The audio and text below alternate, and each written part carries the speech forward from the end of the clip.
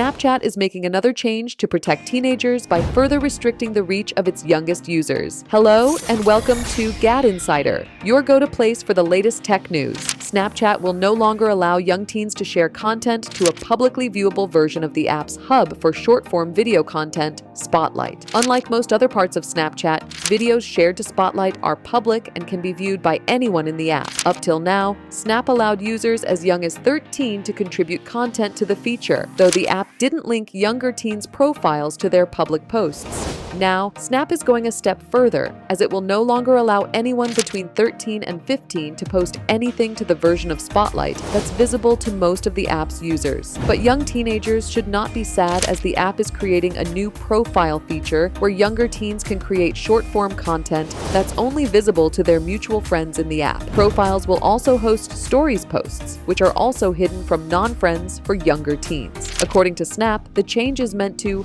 encourage creativity and self-expression within a trusted audience. Snap might also be working to dial down the social pressure younger teens often face, as it has also removed metrics like favorites. Snap, like other social media companies, has faced increasing scrutiny for its handling of teens' safety and privacy. The company has spent the last few years beefing up its parental control features and making it more difficult for adult strangers to connect with teens. The company is currently facing numerous lawsuits over its record on child safety, so it is about time that Snap starts to play it safe when it comes to children. For more updates, subscribe to GadInsider, like and share the video, and don't forget to press the bell icon so you never miss any update.